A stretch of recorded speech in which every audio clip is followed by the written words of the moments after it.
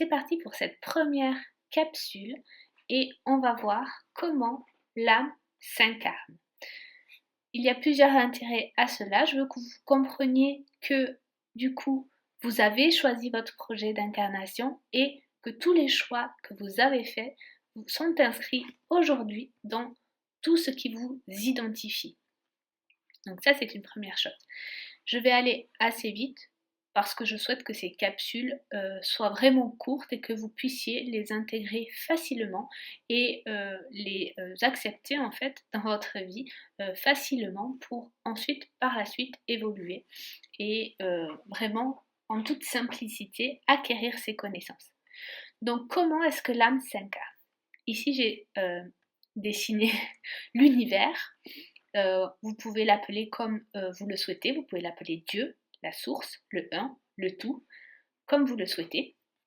Il faut savoir que l'âme, au départ, est une partie du tout et elle décide de venir s'incarner de son propre choix en fait. Ici, on va rester sur Terre, mais on peut aller s'incarner sur d'autres planètes également, mais ici sur Terre. Donc l'âme, cette partie du tout, donc qui contient l'information de tout l'univers, de la source illimitée et divine. Donc l'âme, cette partie du tout, décide de venir s'incarner. Elle va se présenter devant une porte angélique avec son projet d'incarnation. Donc une porte angélique, c'est défini par la période où vous êtes né. Je vous mettrai le lien sous cette capsule. Vous allez pouvoir voir quelle est votre porte angélique, quelles sont les vertus et les qualités uniques que vous avez décidées. Il faut savoir que pour chaque incarnation, vous passez toujours par la même porte angélique.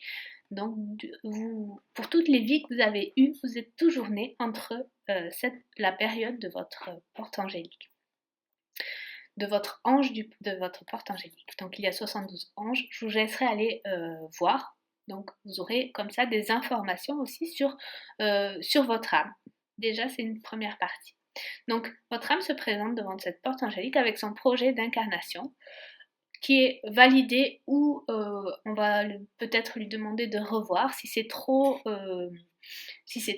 fort et que elle risque de ne pas arriver à expérimenter ce projet d'incarnation. Donc elle peut décider de garder ou de changer celle qu'il veut.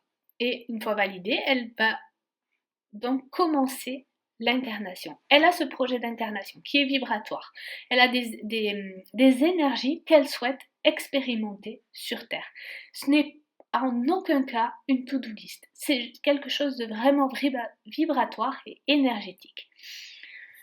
Donc, elle va commencer son incarnation par faire des choix de lieu de naissance, des parents, des frères, des sœurs, des caractéristiques physiques, du nom de famille, des prénoms, etc. Tous ces choix qu'elle va valider au fur et à mesure pour arriver à la fin et s'incarner là où elle va s'incarner le jour de la naissance. Et donc, toutes ces informations sont comme encodées dans notre ADN et en fait, vibratoirement, sont inscrits en fait dans nos informations de naissance, nos informations d'identité. Et lorsqu'on va plus loin, qu'on décrypte aussi la vibration de nos parents, des gens qui nous entourent, la vibration du lieu où on vit, du lieu de naissance, etc., eh bien, on peut avoir d'autres informations.